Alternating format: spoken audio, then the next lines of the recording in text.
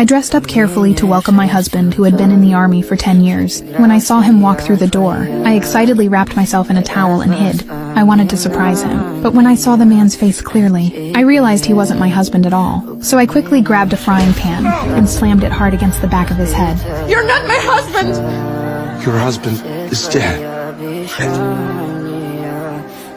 When I saw my husband's memorial photo, I couldn't stop myself from crying out loud. I never imagined, after waiting painfully for 10 years, all I would get in the end was a cold picture. Seeing me so heartbroken, Tony rushed over to comfort me. He took off my wedding ring and slid his own ring onto my finger. Now I'll be your husband. What? That's what he asked before he died. Hearing that made me furious. I couldn't accept this stranger in front of me, so I angrily kicked him out of my home. Losing my husband had left me broken, but Tony didn't leave. He was worried I might do something foolish. Just then, he heard the sound of glass shattering. He rushed to the kitchen window and saw me collapsed on the floor. He immediately jumped inside. Luckily, I had only fainted. My body wasn't hurt. Tony quickly carried me into the bathroom. Under the shock of cold water, I slowly woke up. Tony told me he had promised his comrade he would take care of me. If anything happened, he could never forgive himself.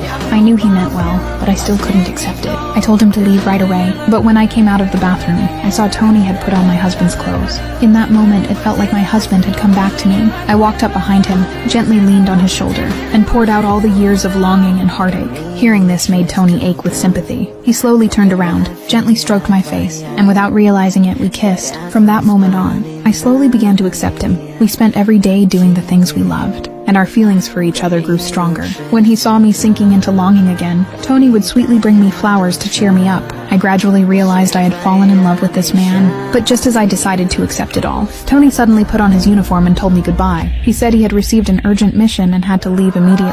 I rushed to block the door with my body, because I had already lost once. I didn't want to lose a second time. I begged Tony not to leave me, but he said this mission was special. He had to return to the unit before dark. He told me to wait for him at home. Watching him walk away, I felt deeply heartbroken. I never imagined that after only a few days, I would fall in love with this man. But what shocked me even more was, right after Tony walked out, my husband, who I thought was dead, actually came back.